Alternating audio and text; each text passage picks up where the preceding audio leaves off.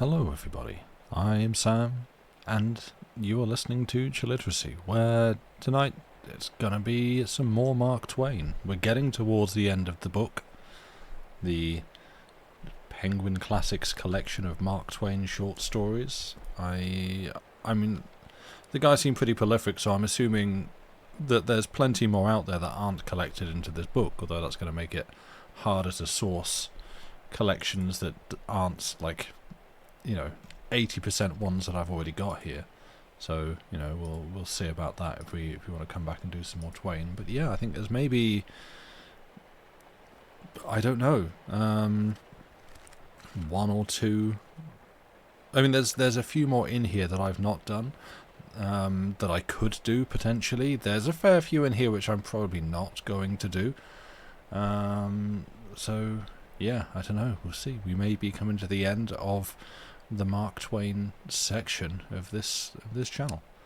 But that said, Dave, I don't think this is a spoiler or anything. Dave contacted myself and Lucy. Unfortunately, Lucy's busy. But to ask if one of us would be potentially ready to hop into his 24-hour stream next weekend, I think next Saturday. If at some point he is getting too tired and needs someone to just jingle some keys in front of chat while he naps for a little bit, and asked if one of us would be able to sort of come in and do some reading on his channel, probably call in over Discord and read something, if possible animal based was his request. And I've had a think, and I was like, oh wait, yeah, I may actually have the perfect animal based short story about an escaped elephant. So maybe an opportunity to hear that one again next weekend. If rerun of the White Elephant, hell yeah, brother, you called it. Nice. You got there much faster than I did. I took a long time to come to that conclusion. Nice job. It helps the Bantam Classic version of Mark Twain's short stories. You seem to have quite a few stories I haven't read. Ooh, okay. I mean, as I say, there's quite a lot in this book that I haven't read as well. What I should do really, I guess, is go back through now that I've got a better idea for him and his writing and stuff like that. There might be a few that I passed over that actually I could come back to, and there's a few longer ones which will also take a whole stream to do, which again I would sort of get to whilst planning other stuff and be like, oh well, I can't read that on this one, so I'll put it aside and just sort of skip past it. So yeah. But also I think Lucy reckons she's getting near to the end of Pride and Prejudice, which means it's going to be time for me to start selecting something a bit longer for me to read, which is kind of intimidating, because I don't do that very often on here, it seems. It's like, hey, it's Sam's your turn to read a novel. Okay. 2 weeks later, I'm done, I read my novel. Oh no. So well, that's when I get sick, and then I'm not able to read anything for months. So, we'll see. But yeah, in theory, this is depending on whether Dave is tired and falls asleep. I mean, who gets tired in 24 hours, really? It's unlikely to happen. But yeah, I may be popping up on his stream next Saturday, outside of these hours, to read something, and it might well be the escaped white elephant. So, sorry, the stolen white elephant. Sorry, no, it's not escaped; it's stolen. But yeah, that's then. That's for you to look forward to in the future. But here is now, and this is where we are. So, what are we all up to? How is everyone doing? The weather in the UK continues to be British summer weather. Every now and then, it reminds you of what blue sky and bright sunny weather looks like. And then it goes, nah, here is rain. Here is rain and cold. It is apparently, what are we on? Somewhere between 12 and 14 degrees centigrade. It is not warm. You're rather glad you're not at Falmouth this weekend? It does seem a little bit damp, yeah. You hope we'll need that break because the story was amazing. I mean, I absolutely want to come back to it anyway. because this is starting to become aware that, you know, as time ticks on and the year goes by, we'll be approaching Book Week. I still think we have to come up with a better name for it than Book Week, but that's what we called it last year. And so, you know, that week where we realise, oh good grief, planning a whole week's worth of new reading is difficult to do, so let's just revisit some classics. So, you know, it might come up then. There's a good opportunity. That said, I'm also open to polling suggestions, because I don't know if that story is going to take an entire sleep break for Dave.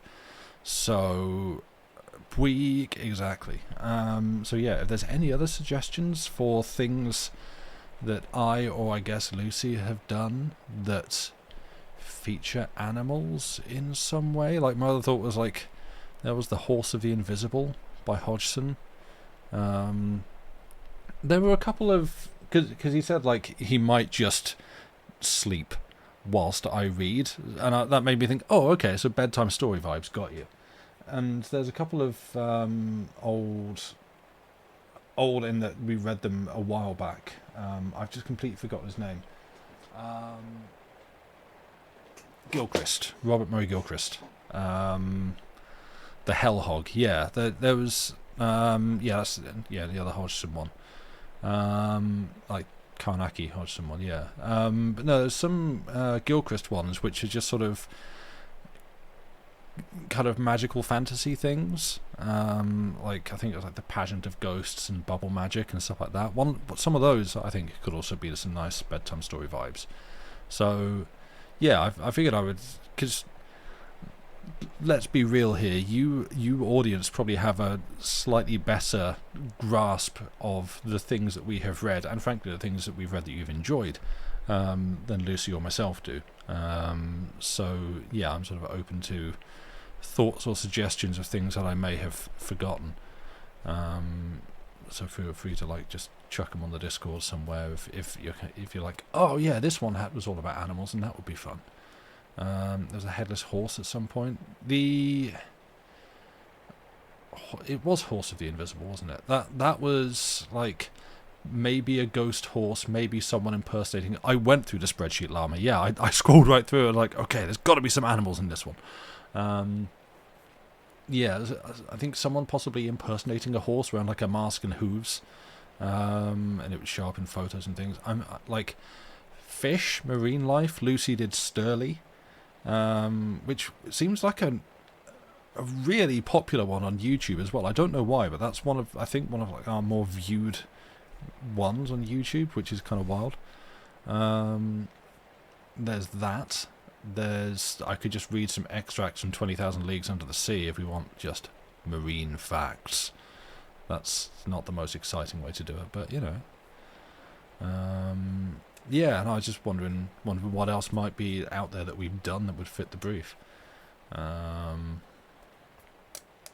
yeah, again, that is next week, and this is here now. I have a single story for us tonight. It will probably be a shorter stream, which I hope is fine. Fish facts will be on brand for Dave's channel. That is true, actually. Yeah, I just pick up.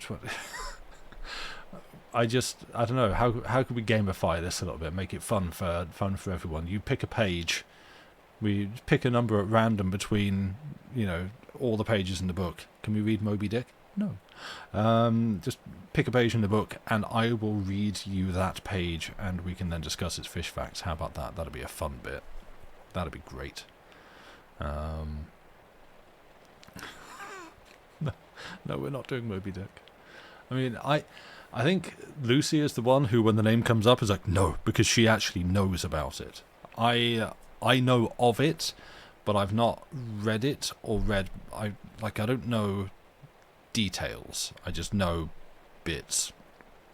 And with that, I guess the trivia that I know is that it was written at a time where, your common story reading public didn't have a lot of access to information, and encyclopedias and libraries and education and that sort of thing. So what authors tended to do was drop some knowledge in their texts. So, You know, it's, yeah, I'm going to tell you a story, but also you're going to get learnt in this one and give you some information about fishing and whaling and nautical stuff. Yeah, it's a thing. It was a joke. You wouldn't want to put... Oh, no, don't worry. You're all good, Llama. Yeah. Get learnt. Yeah, exactly. I've been reading too much American fiction. Sorry.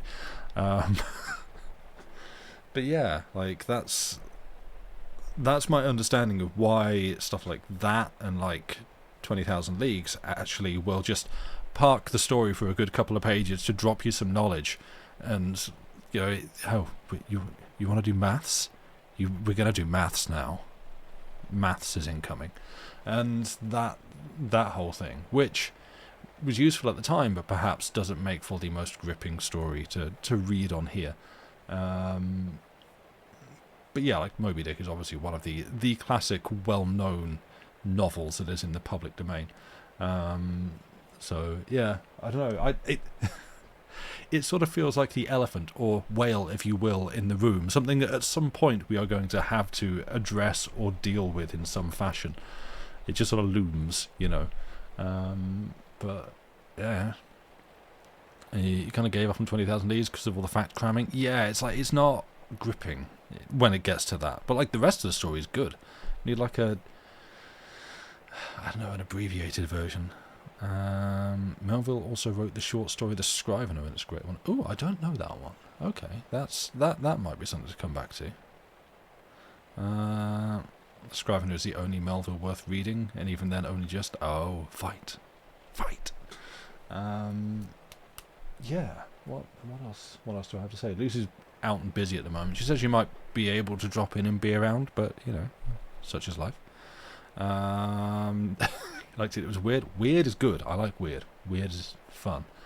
Yeah, tonight's story is actually very similar, like tonally kind of different to The Man That Corrupted Hadleyburg. It is on a theme with, frankly, a few others of Twain's short stories about, you know, the corrupting influence of money, but this one felt a little bit sillier. It's good in spite of Melville, not because... What did Herman Melville ever do to you, Andy Pants? Don't answer that one. It's okay. Oh yeah, another thing. This isn't like an us thing, this is a Twitch thing, which I had to look into because I just saw it appearing in other people's chats and was like, yo, what's going on? Twitch has now added power-ups. If you divert your attention to the little button at the bottom of chat, where you've got your huge accumulation of book tokens, which are unused because no one ever knows what to do with channel points, and why should we be any different? They've now started doing that with bits, but with things that you can do with bits. And to be clear, none of this is a sales pitch. I'm not asking you to give me bits. I'm just pointing it out to you because it was new and interesting to me, and I figured people might want an explainer. These are things, and also I was going to turn them off, but you can't turn them off. You can only set the price of them. So you can now use bits to gigantify an emote, add weird sparkly effects to your message, I guess, or activate some kind of on-screen celebration. And I figure I don't mind if you want to like gigantify an emote or do message effects or something in chat. That's fine. I've like increased the cost on those a little bit, because I don't want people just spamming stuff, because spamming big things into chat or sparkly things into chat is going to get a little bit annoying. The on-screen celebration I put as expensive and as slow a cooldown as I could on it, because I do not want that. That is going to be very annoying, and so that's why. I mean, and it's like, if you want to give us 10,000 bits to do that, fill your boots. But I do not want that. So, I have done that. This is my explanation for why. As I say, this is not a handout, money please thing. It's like, yeah. Right, it's silly that it can't be disabled. I thought it would be able to, because with channel points ones, you can do that. You can turn these off and, you know, have the ones that you want and take out the ones you don't. But this, at least I'm pretty sure you can, And obviously you can come up with new ones, but these are like, no, we want you to have these. You cannot turn them off. Like, oh, Twitch want the money. They do. Yeah, I mean, I've said about it before. Like, I don't have access to Twitch's books. They need to make money. They need to operate at a profit. And I know it's like, oh, but they're Amazon and they've got access to Amazon stuff. Amazon also wants to make money, unfortunately. But yeah, like, this isn't a defense of predatory business practices and ringing developers are ringing out content creators for 10,000 bits at $126. Like I say, if someone wants to do it, we'll take it. But this is not an ask. This is a please don't do this. So, yeah. But yes, I would like the option to turn this stuff off, because it's just going to be obnoxious. I did see on, I think, Billiam's channel on his going live thing, he's like, please do not use these. And I do not blame him. Do people really spend that kind of money on Twitch things? Yes.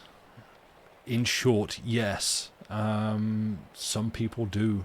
And, well, the thing that discourages me from using bits is that, like they say, all the bits go to the streamer. They do, but in order to get the bits, you have to pay twice the price. So it's like, if say, like, what was it, like 100 bits is £1 or $1 or something like that. And so it's like, yeah, you give 100 bits, the streamer gets $1. Twitch also, you have to spend $2 to get those 100 bits. So, yeah. People spend money on some streams. They do. It's a whole thing. Oh, yeah. Speaking of money and recklessness, I follow a few streamers who all got dropped several thousands by the same guy. Yo, is that guy interested in books? Just saying. Also, yeah, actually, while I think of it, we had a new subscriber on the Patreon, which was super kind of them. I, one, do not remember the name that was on it off the top of my head, and two, would not say it because it looked like it was their actual name, and I do not wish to read out somebody's actual real human live name without their permission. But if you are listening and you are one of the Patreon subscribers that we have, and if this was you as a new person, thank you so much. We really appreciate it. It is super kind of you. And we do genuinely promise that we will get some things read and actually put up on there soon. Because both Lucy and I feel really bad about that, about not adding new content to that yet, when that was the goal. So yes, we will be doing that. But yeah, thank you. It is much appreciated. But right, how is everything? Sound is good. Does my mic cut button work? Sure does. Great. So, I think I'm going to make a start on this story. I've sat and talked for long enough. Let's see how good a job I can do with this. Right. Your link, if you would like to read along, is at the top of chat. My eyes are kind of blurry today, so this might be a little bit of an adventure. This is going to be fun.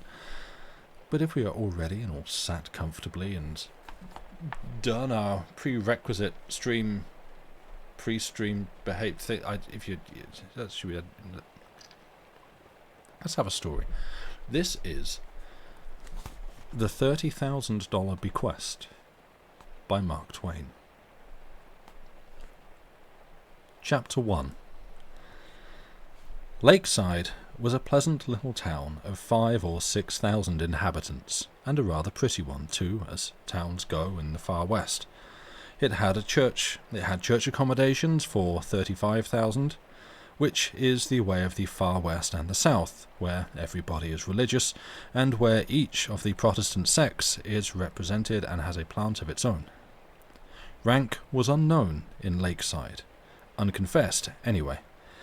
Everybody knew everybody and his dog, and a sociable friendliness was the prevailing atmosphere. Saladin Foster was bookkeeper in the principal store, and the only high-salaried man of his profession in Lakeside. He was 35 years old now. He had served that store for 14 years. He had begun in his marriage week at $400 a year, and had climbed steadily up $100 a year for 4 years, From that time forth his wage had remained 800, a handsome figure indeed, and everybody conceded that he was worth it. His wife, Electra, was a capable helpmeet, although, like himself, a dreamer of dreams and a private dabbler in romance. The first thing she did, after her marriage, child as she was, aged only 19, was to buy an acre of ground on the edge of town and pay down the cash for it, $25, all her fortune. Saladin had less, by 15. She instituted a vegetable garden there, got it farmed on shares by the nearest neighbour, and made it pay her 100% a year. Out of Saladin's first year's wage she put $30 in the savings bank, 60 out of his second, 100 out of his third, 150 out of his fourth. His wage went to 800 a year then, and meantime 2 children had arrived and increased the expense, but she banked 200 a year from the salary, nevertheless, thenceforth. When she had been married 7 years, she built and furnished a pretty and comfortable $2,000 house in the midst of her garden acre, paid half of the money down, and moved her family in. 7 years later, she was out of debt and had several $100s out earning its living. Earning it by the rise in landed estate, for she had long ago bought another acre or 2 and sold the most of it at a profit to pleasant people who were willing to build, and would be good neighbours and furnish a general comradeship for herself and her growing family. She had an independent income from safe investments of about $100 a year. Her children were growing in years and grace, and she was a pleased and happy woman, happy in her husband, happy in her children, and the husband and the children were happy in her. It is at this point that this history begins. The youngest girl, Clytemnestra, called Clytie for short, was 11. Her sister, Gwendolen, called Gwen for short, was 13. Nice girls and comely. The names betray the latent romance tinge in the parental blood. The parents' names indicate that the tinge was an inheritance. It was an affectionate family, hence all 4 of its members had pet names. Saladin's was a curious and unsexing one, Sally, and so was Electra's, Alec. All day long, Sally was a good and diligent bookkeeper and salesman. All day long, Alec was a good and faithful mother and housewife and thoughtful and calculating businesswoman. But in the cosy living room at night, they put the plodding world away and lived in another and a fairer, reading romances to each other, dreaming dreams, comrading with kings and princes and stately lords and ladies in the flash and stir and splendour of noble palaces and grim and ancient castles. Chapter 2. Now came the great news. Stunning news. Joyous news, in fact. It came from a neighbouring state, where the family's only surviving relative lived. It was Sally's relative, a sort of vague and indefinite uncle or second or third cousin by the name of Tilbury Foster, 70 and a bachelor, reputed well-off and correspondingly sour and crusty. Sally had tried to make up to him once, by letter, in a bygone time, and had not made that mistake again. Tilbury now wrote to Sally, saying he should shortly die, and should leave him $30,000 cash, not for love, but because money had given him most of his troubles and exasperations, and he wished to place it where there was good hope that it would continue its malignant work. The bequest would be found in his will and would be paid over, provided that Sally should be able to prove to the executors that he had taken no notice of the gift by spoken word or by letter, had made no inquiries concerning the moribund's progress towards the everlasting tropics, and had not attended the funeral. As soon as Alec had partially recovered from the tremendous emotions created by the letter, she sent to the relative's habitat and subscribed for the local paper.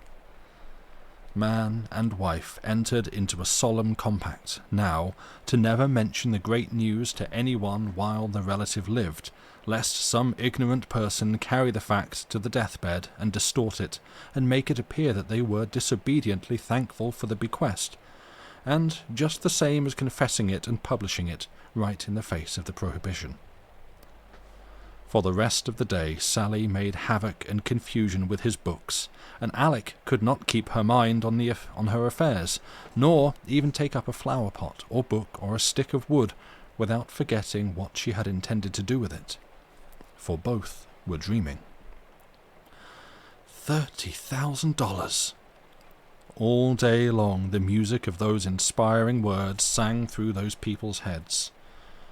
From his marriage day forth, Alec's grip had been upon the purse, and Sally had seldom known what it was to be privileged to squander a dime on non-necessities. $30,000! The song went on and on. A vast sum, an unthinkable sum. All day long Alec was absorbed in planning how to invest it, Sally in planning how to spend it. There was no romance reading that night. The children took themselves away early, for the parents were silent, distraught, and strangely unentertaining. The goodnight kisses might as well have been impressed upon vacancy, for all the response they got. The parents were not aware of the kisses, and the children had been gone an hour before their absence was noticed. 2 pencils had been busy during that hour, note-making, in the way of plans. It was Sally who broke the stillness at last.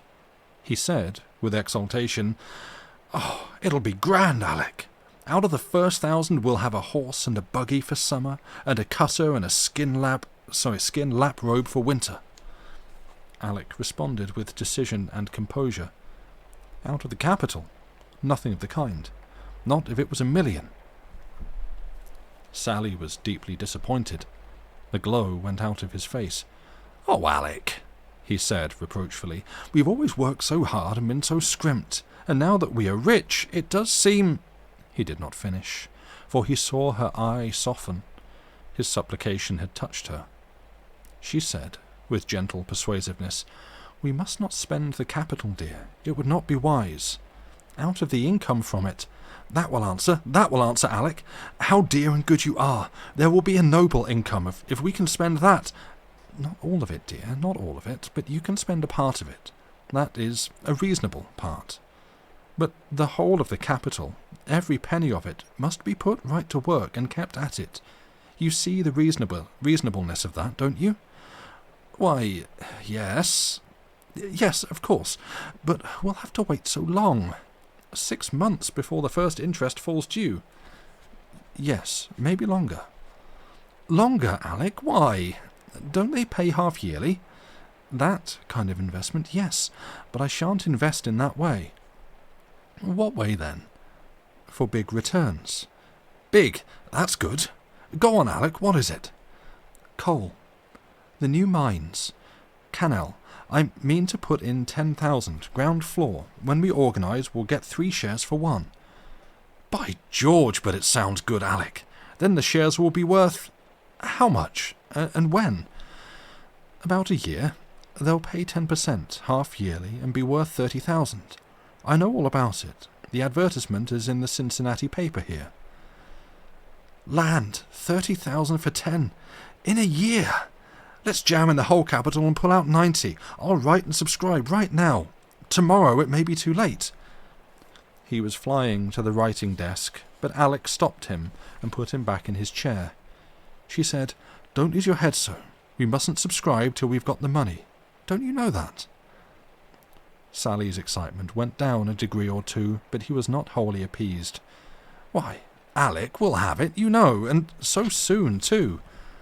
He's probably out of his troubles before this. It's 100 to nothing. He's selecting his brimstone shovel this very minute. Now, I think—" Alec shuddered and said, "How can you, Sally? Don't talk in that way. It is perfectly scandalous." "Oh, well, make it a halo if you like. I don't care for his outfit. I was only just talking.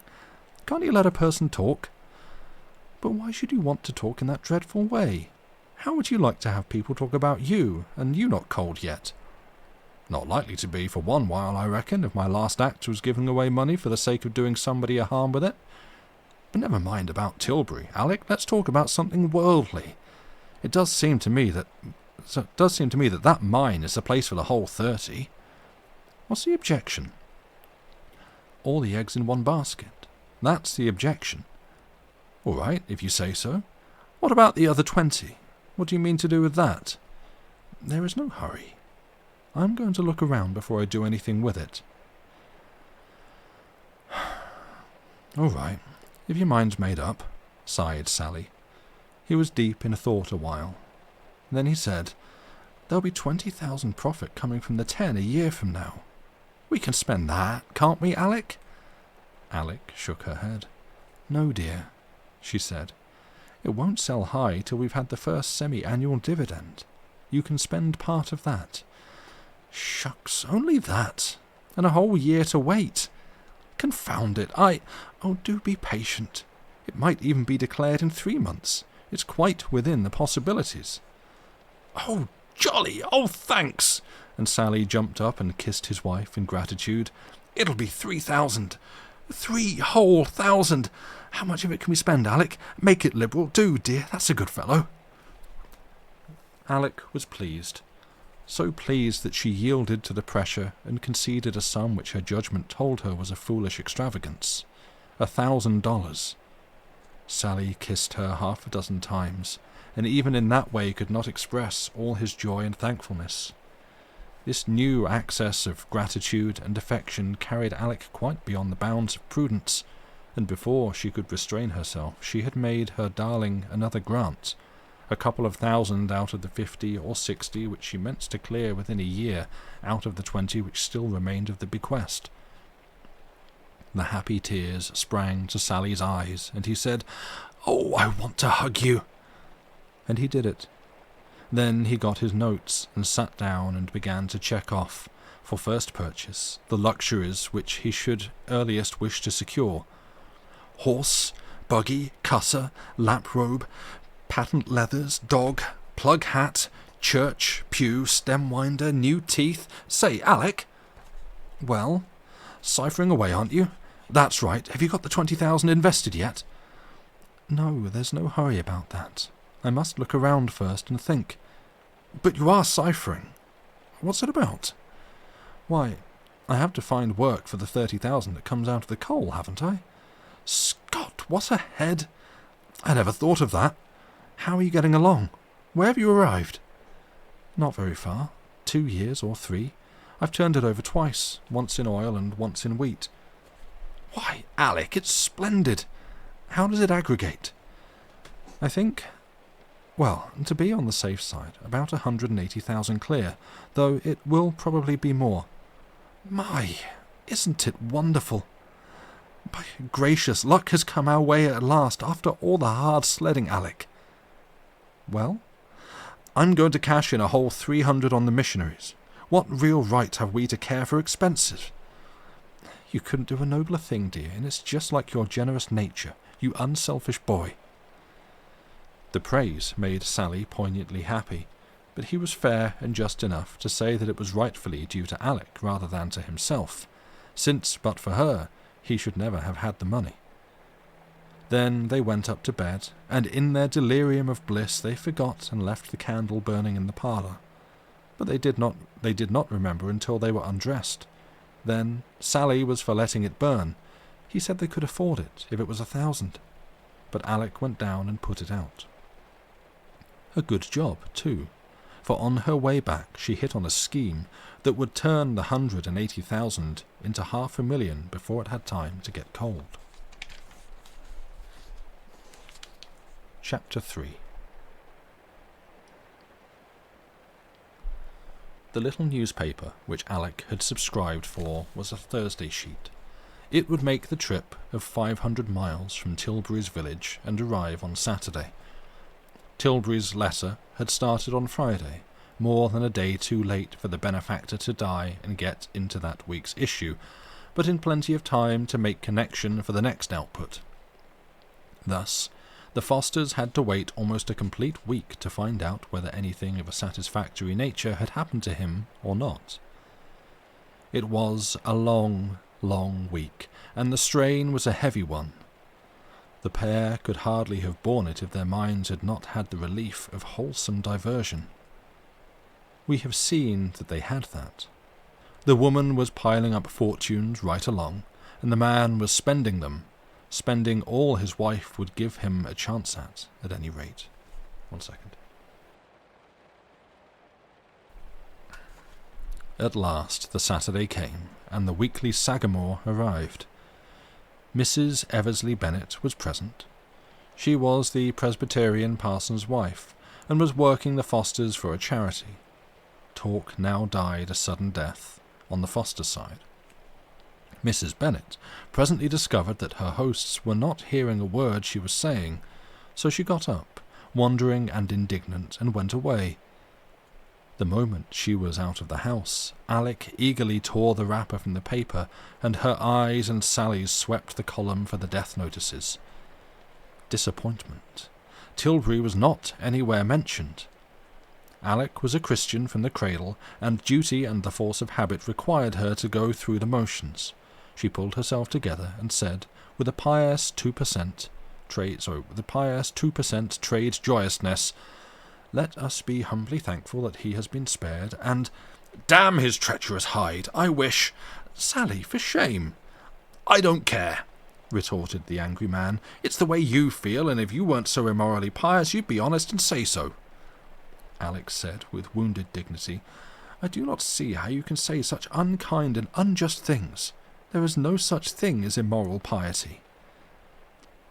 Sally felt a pang, but tried to conceal it under a shuffling attempt to save his case by changing the form of it, as if changing the form while retaining the juice could deceive the expert he was trying to placate. He said, I didn't mean so bad as that, Alec. I didn't really mean immoral piety. I only meant, well, conventional piety, you know, shop piety, why, you know what I mean, Alec. Well, where you put up the plated article and play it for solid, you know, without intending anything improper, but just out of trade habits, ancient policy, petrified custom, loyalty to hang it, I can't find the right word, but you know what I mean, Alec, and there isn't any harm in it. I'll try again. You see, it's the way, if a person— You have said quite enough, said Alec coldly. Let the subject be dropped. I'm willing, fervently responded Sally, wiping the sweat from his forehead, and looking the thankfulness he had no words for. Then, musingly, he apologized to himself. I certainly held threes, I know it, but I drew and didn't fill. That's why I'm so often weak in the game. If I had stood pat, but I didn't. I never do. I don't know enough. Confessedly defeated, he was properly tame now and subdued. Alec forgave him with her eyes. The grand interest, the supreme interest, came instantly to the front again. Nothing could keep it in the background many minutes on a stretch. The couple took up the puzzle of the absence of Tilbury's death notice. They discussed it every which way, more or less hopefully, but they had to finish where they began, and concede that the only really sane explanation of the absence of the notice must be, and without doubt was, that Tilbury was not dead. There was something sad about it, something even a little unfair, maybe, but there it was, and had to be put up with. They were agreed as to that. To Sally it seemed a strangely inscrutable dispensation, more inscrutable than usual, he thought, one of the most unnecessarily inscrutable he could call to mind, in fact, and said so, with some feeling. But if he was hoping to draw Alec, he failed. She reserved her opinion, if she had one. She had not the habit of taking injudicious risks in any market, worldly or other. The pair must wait for next week's paper. Tilbury had evidently postponed. That was their thought and their decision. So they put the subject away and went about their affairs again with as good heart as they could. Now, if they had but known it, they had been wronging Tilbury all the time. Tilbury had kept faith, kept it to the letter. He was dead. He had died to schedule. He was dead more than 4 days, he was dead more than 4 days now, and used to it. Entirely dead, perfectly dead as any other new person in the cemetery. Dead in abundant time to get into that week's Sagamore too, and only shut out by an accident. An accident which could not happen to a metropolitan journal, but which happens easily to a poor little village rag like the Sagamore. On this occasion, just as the editorial page was being locked up, a gratis quart of strawberry water ice arrived from Hostetta's Ladies and Gents ice cream parlours, and the stickful of rather chilly regret over Tilbury's translation got crowded out to make room for the editor's frantic gratitude. On its way to the standing galley, Tilbury's notice got pied. Otherwise it would have gone into some future edition, for weekly Sagamores do not waste live matter, and in their galleys live matter is immortal, unless a pie accident intervenes. But a thing that gets pied is dead, and for such there is no resurrection. Its chance of seeing print is gone, forever and ever. And so, let Tilbury like it or not, let him rave in his grave to his fill, no matter. No mention of his death would ever see the light in the weekly Sagamore. Chapter 4. 5 weeks drifted tediously along. The Sagamore arrived regularly on the Saturdays, but never once contained a mention of Tilbury Foster. Sally's patience broke down at this point, and he said, resentfully, "Damn his livers, he's immortal!" Alec gave him a very severe rebuke, and added with icy solemnity, "How would you feel if you were suddenly cut off just after such an awful remark had escaped out of you?" Without sufficient reflection, Sally responded, "I'd feel I was lucky I hadn't got caught with it in me." Pride had forced him to say something, and as he could not think of any rational thing to say, he flung that out. Then he stole a base, as he called it. That is, slipped from the presence, to keep from getting brayed in his wife's discussion mortar. 6 months came and went. The Sagamore was still silent about Tilbury. Meantime, Sally had several times thrown out a feeler, that is, a hint that he would like to know. Alec had ignored the hints. Sally now resolved to brace up and risk a frontal attack. So he squarely proposed to disguise himself and go to Tilbury's village and surreptitiously find out as to the prospects. Alec put her foot on the dangerous project with energy and decision. She said, "What can you be thinking of? You do keep my hands full. You have to be watched all the time like a little child to keep you from walking into the fire. You'll stay right where you are." "Why, Alec, I could do it and not be found out. I'm certain of it. Sally Foster. Don't you know you would have to inquire around?" "Of course, but what of it? Nobody would suspect who I was." "Oh, listen to the man. Some day you've got to prove to the executors that you never inquired." "What then?" He had forgotten that detail.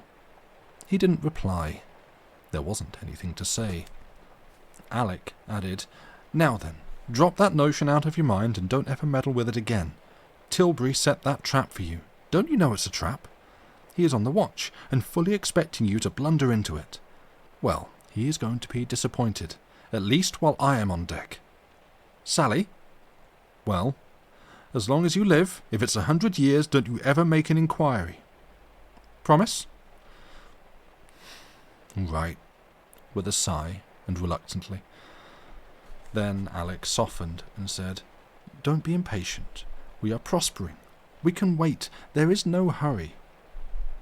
Our small, dead-certain income increases all the time, and as to futures, I have not made a mistake yet. They are piling up by the thousands and the tens of thousands. There is not another family in the state with such prospects as ours. Already we are beginning to roll in eventual wealth. You know that, don't you?" "Yes, Alec, it's certainly so." "Then be grateful for what God is doing for us, and stop worrying. You do not believe we could have achieved these prodigious results without his help, his special help and guidance, do you?" Hesitatingly, "No, I suppose not." Then, with feeling and admiration, "And yet, when it comes to judiciousness in watering a stock or putting up a hand to skin Wall Street, I don't give in that you need any outside amateur help. If I do wish I—" "Oh, do shut up. I know you do not mean any harm or any irreverence, poor boy, but you can't seem to open your mouth without letting out things to make a person shudder. You keep me in constant dread. For you, and for all of us. Once I had no fear of the thunder, but now when I hear it, I—" Her voice broke, and she began to cry, and could not finish. The sight of this smote Sally to the heart, and he took her in his arms, and petted her, and comforted her, and promised better conducts, and upbraided himself, and remorsefully pleaded for forgiveness. And he was in earnest, and sorry for what he had done, and ready for any sacrifice that could make up for it. And so, in privacy, he thought long and deeply over the matter, resolving to do what should seem best. It was easy to promise reform. Indeed, he had already promised it. But would that do any real good, any permanent good? No, it would be but temporary. He knew his weakness and confessed it to himself with sorrow. He could not keep the promise. Something surer and better must be devised, and he devised it. At cost of precious money which he had long been saving up, shilling by shilling, he put a lightning rod on the house. At a subsequent time, he relapsed. What miracles habit can do, and how quickly and how easily habits are acquired, both trifling habits and habits which profoundly change us. If by accident we wake at 2 a.m. a couple of nights in succession, we have need to be uneasy, for another repetition can turn the accident into a habit, and a month's dallying with whiskey. But we all know these commonplace facts. The castle-building habit, the daydreaming habit, how it grows, what a luxury it becomes, how we fly to its enchantments at every idle moment, how we revel in them, steep our souls in them, intoxicate ourselves with their beguiling fantasies. Oh yes, and how soon and how easily our dream life and our material life become so intermingled and so fused together that we can't quite tell which is which any more. By and by, Alex subscribed for a Chicago daily and for the Wall Street Pointer. With an eye single to finance, she studied these as diligently all the week as she studied her Bible Sundays. Sally was lost in admiration, to note with what swift and sure strides her genius and judgment developed and expanded in the forecasting and handling of the securities of both the material and spiritual markets. He was proud of her nerve and daring in exploiting worldly stocks, and just as proud of her conservative caution in working her spiritual deals. He noted that she never lost her head in either case, that with a splendid courage she often went short on worldly futures, but heedfully drew the line there. She was always long on the others. Her policy was quite sane and simple as she explained it to him. What she put into earthly futures was for speculation. What she put into spiritual futures was for investment. She was willing to go into the one on a margin and take chances, but in the case of the other, margin her no margins. She wanted to cash in 100 cents per dollar's worth and have the stock transferred on the books. It took but a very few months to educate Alec's imagination and Sally's. Each day's training added something to the spread and effectiveness of the two machines. As a consequence, Alec made imaginary money much faster than at first she had dreamed of making it, and Sally's competency in spending the overflow of it kept pace with the strain put upon it right along. In the beginning, Alec had given the coal speculation a 12-month in which to materialize, and had been loath to grant that this term might possibly be shortened by 9 months. But that was the feeble work, the nursery work of a financial fancy that had had no teaching, no experience, no practice. These aids soon came. Then that 9 months vanished, and the imaginary $10,000 investment came marching home with 300% profit on its back. It was a great day for the pair of Fosters. They were speechless with joy. Also speechless for another reason. After much watching of the market, Alec had lately, with fear and trembling, made her first flyer on a margin, using the remaining 20,000 of the bequest in the risk. In her mind's eye she had seen it climb, point by point, always with a chance that the market would break, until at last her anxieties were too great for further endurance, she being new to the margin business and unhardened as yet. And she gave her imaginary broker an imaginary order by imaginary telegraph to sell. She said $40,000 profit was enough. The sale was made on the very day that the coal venture had returned with its rich freight. As I have said, the couple were speechless. They sat dazed and blissful that night, trying to realize the immense fact, the overwhelming fact, that they were actually worth $100,000 in clean, imaginary cash. Yet so it was. It was the last time that ever Alec was afraid of a margin, at least afraid enough to let it break her sleep and pale her cheek to the extent that this first experience in that line had done. Indeed, it was a memorable night. Gradually, the realization that they were rich sank securely home into the souls of the pair. Then they began to place the money. If we could have looked out through the eyes of these dreamers, we should have seen their tidy little wooden house disappear, and a 2-story brick with a cast-iron fence in front of it take its place. We should have seen a 3-globed gas chandelier grow down from the parlour ceiling. We should have seen the homely rag carpet turn to noble Brussels, $1.50 a yard. We should have seen the plebeian fireplace vanish away, and a recherche big base burner with isinglass windows take position and spread awe around. And we should have seen other things too. Among them the buggy, the lap robe, and the stovepipe hat, and so on. From that time forth, although the daughters and the neighbours saw only the same old wooden house there, it was a 2-story brick to Alec and Sally. And not a night went by that Alec did not worry about the imaginary gas bills and get for all comfort Sally's reckless retort, "What of it? We can afford it." Before the couple went to bed, that first night that they were rich, they had decided that they must celebrate. They must give a party, that was the idea. But how to explain it to the daughters and the neighbours? They could not expose the fact that they were rich. Sally was willing, even anxious, to do it, but Alec kept her head and would not allow it. She said that although the money was as good as in, it would be as well to wait until it was actually in. On that policy she took her stand and would not budge. The great secret must be kept, she said, kept from the daughters and everybody else. The pair were puzzled.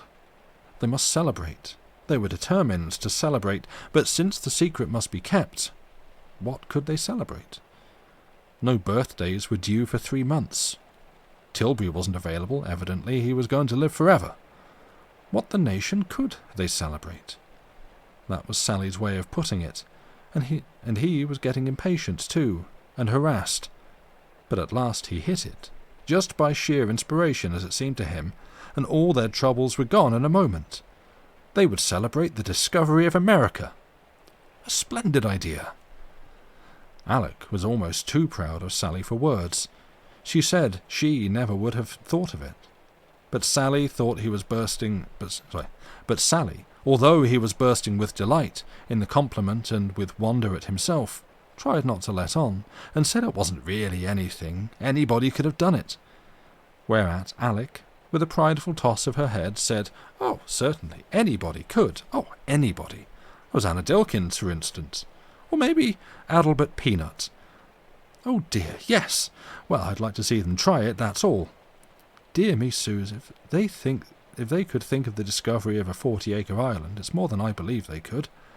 And as for the whole continent, why, Sally Foster, you know perfectly well it would strain the livers and lights out of them, and then they couldn't. The dear woman, she knew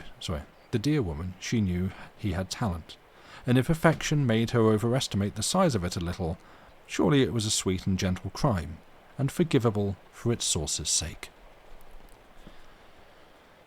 And that brings us to the end of the chapter, and where we should take a break. So, you know the drill. It's break time, my friends. So, get up, move around, stretch the limbs that you have, cycle the fluids, and we'll see you back here in about 5 minutes or so. Thank you for listening. Bye for now.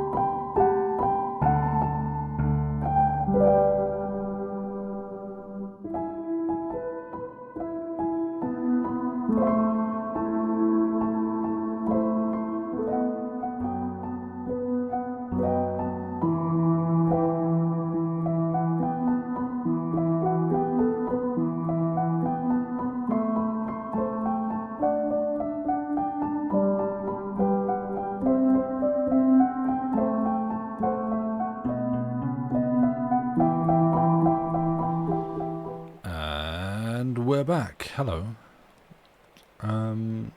Yeah. How are you doing? Probably, yeah. You got Tilby Town stuck in your head? I thought that might... I mean, I said it in chat, but, you know, I'll say it for the stream as well. I thought that might happen. Seeing, yeah, you got a character called Tilbury? Alright, know where that's going. Yeah. How are you doing?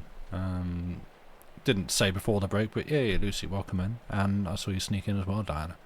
Good evening, gamers. Good evening indeed, if you're still around. Financial planning with Mark Twain. You know it. Yeah. What's to say? Hello. Yeah. There's again just. I'm obviously only halfway through. We've still got more story to come, but you know, let's chat for a sec. There's more fun Mark Twainisms in here, I believe. Yeah, what are some of the bits? Describing Tilbury as well, because this is the thing. Like, there's things they seem funny to me, and I don't know if this is just like an expression they used at the time, if this was a funny expression they used at the time, or if this is Mark Twain coming up with a funny way to put something, but talking about like the bequest that they received, and about had taken no notice of the gift by spoken word or by letter, had made no inquiries concerning the moribund's progress toward the everlasting tropics, and had not attended the funeral. That to me just reads like, yeah. And it was it Llama? I think I glanced up and saw you say, yeah, this is an ex-Tilbury. Like that, like, yeah, he's progressing towards the everlasting tropics. Feels like a line from the Dead Parrot sketch. No, he's not. Like, that's... It feels like it comes straight out of that. And yet was written, what, like 100 years... Well, not quite 100 years before. So, there's that. There are some other good ones, and I'm trying to remember what they are. And the problem is, they just sneak through. They're not like he's probably out of his troubles before this. It's 100-0. He's selecting his brimstone shovel this very minute. Like, that's pretty sure that's just Twain. Like, I hope so. It's amazing how stressful it can be to hear them talk about money they'll have soon. Oh yeah. Yeah, it's like, no, stop imaginary investing this money and then acting like it's real. Please stop. Don't do this. It doesn't work well. Also, apologies for the creaky chair. It is falling apart. Yeah, I'm just like skimming back over the pages to try and remind myself of other bits. The account of what actually happened to the obituary. Me in my rocking chair, old man hours. That sounds lovely. That's what I need to upgrade this to. Forget like your secret lab or the one that I want to get that would cost so much, but the Herman Melville? Not Herman Miller. Herman Miller. No, did you know Herman Melville designed gamer chairs? Yeah, that's true. I blame the earlier conversation from talking about Moby Dick that's got Herman Melville on the brain. Yeah, that's right. Herman Melville designed game in collaboration with Logitech. I would love like an actual... We used to have one years ago, and I guess we got rid of it. But like an actual gamer rocking chair for reading and gaming in. I should absolutely get a rocking chair. That would be amazing. Yeah, like RGB lights along the back. This is a thing we now need to work on. Everyone work together on this. No, this is just like, this is an old chair that I picked up from the place that I used to work, because they were like, the manager had gone to a, we're just going to talk about stuff now, sorry, story will happen in a bit. The manager had gone to like an old kind of,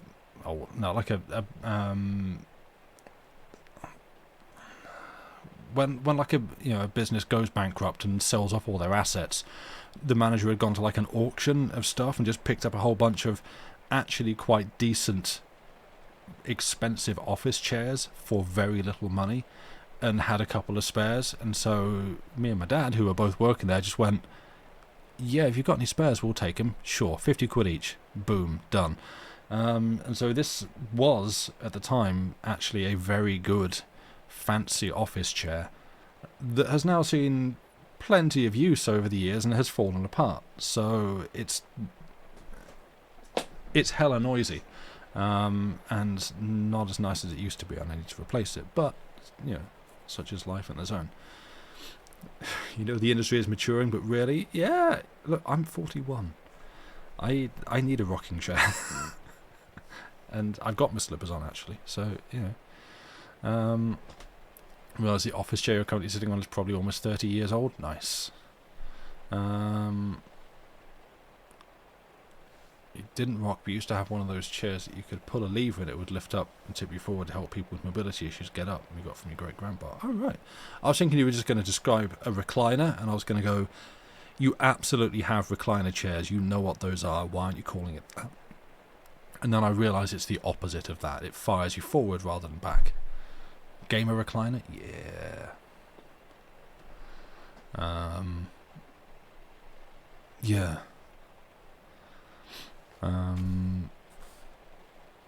Yeah, I'm enjoying this one. I think it's fun.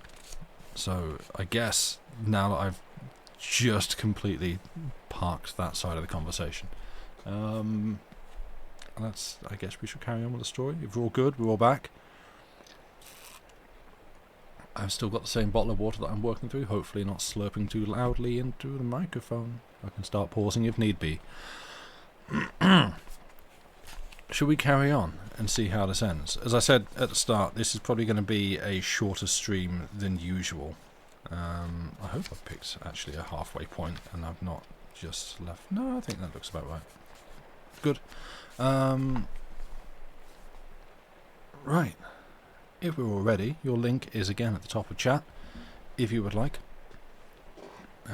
Let us onward to disaster. Yeah, don't worry. This is all going to end fine and happy, and everyone's going to be good and content with the outcome that they get.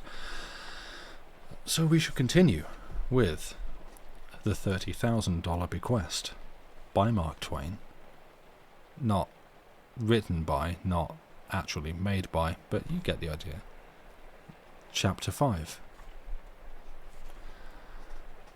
The celebration went off well. The friends were all present, both the young and the old. Among the young were Flossie and Gracie Peanut, and their brother Adelbert, who was a rising young journeyman tinner. Also Hosanna Dilkins Jr., a journeyman plasterer just out of his apprenticeship. For many months, Adelbert and Hosanna had been showing interest in Gwendolen and Clytemnestra Foster, and the parents of the girls had noticed this with private satisfaction. But they suddenly realized now that this feeling had passed. They recognized that the changed financial conditions had raised up a social bar between their daughters and the young mechanics. The daughters could now look higher, and must. Yes, must. They need marry nothing below the grade of a lawyer or merchant. Papa and Mama would take care of this. There must be no mesalliances. I looked up how to pronounce this word. It's like dalliances. Mesalliances. That's the one. Something like that. However, these thinkings and projects of theirs were private and did not show on the surface, and therefore threw no shadow upon the celebration. What showed upon the surface was a serene and lofty contentment, with a dignity of carriage and gravity of deportment, which compelled the admiration and likewise the wonder of the company. All noticed it, all commented upon it, but none was able to divine the secret of it. It was a marvel and a mystery. 3 several persons remarked, without suspecting what clever shots they were making, "It's as if they'd come into property." That was just it, indeed. Most mothers would have taken hold of the matrimonial matter in the old regulation way. They would have given the girls a talking to, of a solemn sort and untactful, a lecture calculated to defeat its own purpose by producing tears and secret rebellion. And the said mothers would have further damaged the business by requesting the young mechanics to discontinue their attentions. But this mother was different. She was practical. She said nothing to any of the young people concerned, nor to anyone else except Sally. He listened to her and understood. Understood and admired. I get the idea. Instead of finding fault with the samples on view, thus hurting feelings and obstructing trade without occasion, you merely offer a higher class of goods for the money and leave nature to take her course. It's wisdom, Alec. Solid wisdom, and sound as a nut. Who's your fish? Have you nominated him yet? No, she hadn't. They must look the market over, which they did. To start with, they considered and discussed Bradish, rising young lawyer, and Fulton, rising young dentist. Sally must invite them to dinner, but not right away. There was no hurry, Alex said. Keep an eye on the pair and wait. Nothing would be lost by going slowly in so important a matter. It turned out that this was wisdom too, for inside of 3 weeks Alec made a wonderful strike which swelled her imaginary 100,000 to 400,000 of the same quality. She and Sally were in the clouds that evening. For the first time they introduced champagne at dinner. Not real champagne, but plenty real enough for the amount of imagination expended on it. It was Sally that did it, and Alec weakly submitted. At bottom both were troubled and ashamed, for he was a high-up son of temperance, and at funerals wore an apron which no dog could look upon and retain his reason and his opinion, and she was a WCTU, with all that implies of boiler iron virtue and unendurable holiness. But there it was. The pride of riches was beginning its disintegrating work.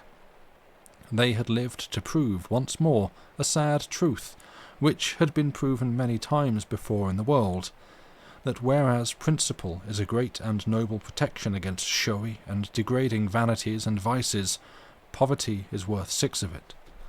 More than $400,000 to the good. They took up the matrimonial matter again. Neither the dentist nor the lawyer was mentioned. There was no occasion. They were out of the running. Disqualified. They discussed the son of the pork packer and the son of the village banker. But finally, as in the previous case, they concluded to wait and think and go cautiously and sure.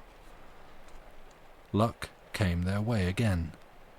Alec, ever watchful, saw a great and risky chance and took a daring flyer.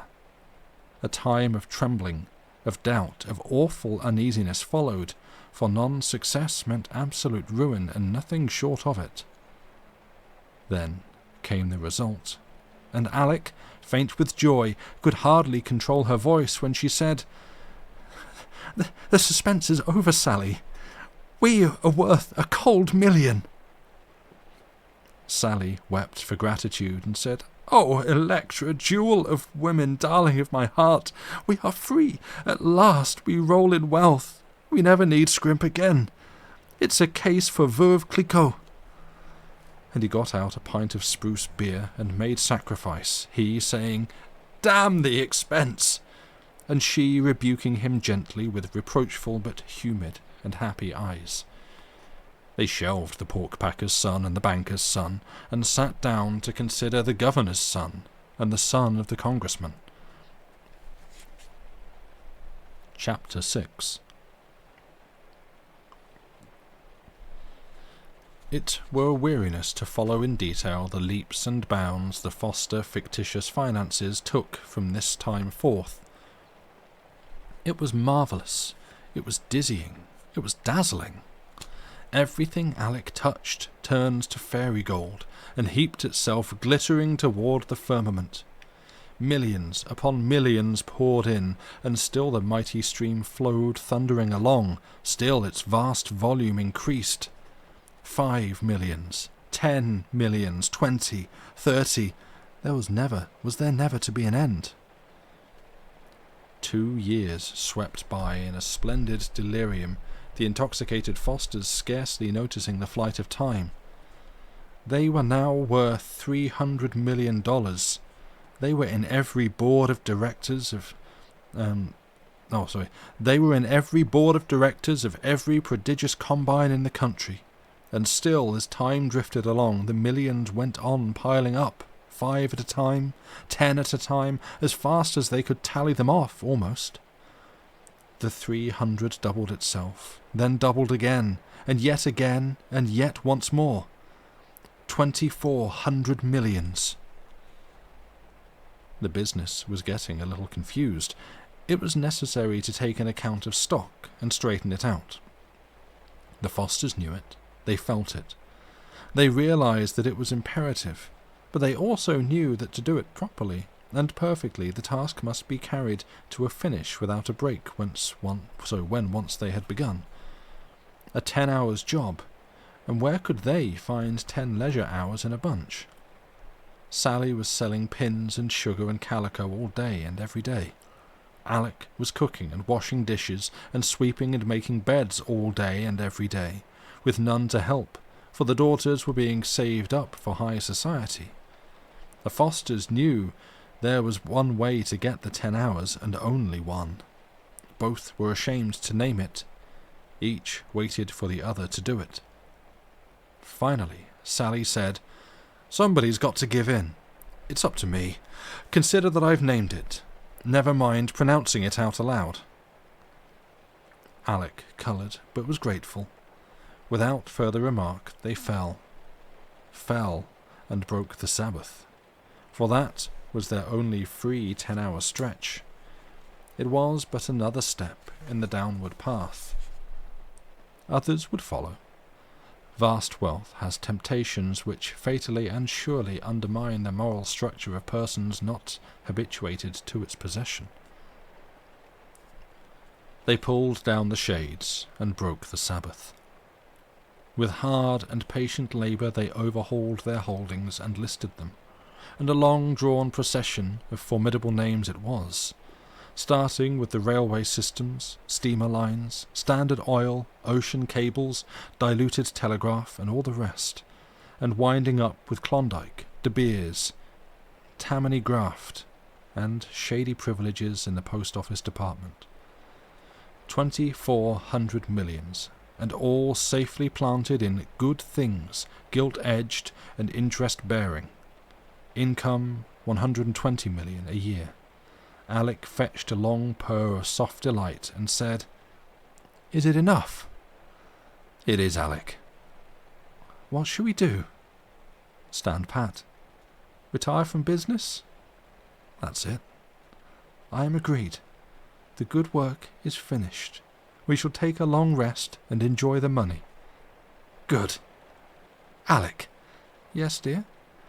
"How much of the income can we spend?" "The whole of it." It seemed to her husband that a ton of chains fell from his limbs. He did not say a word.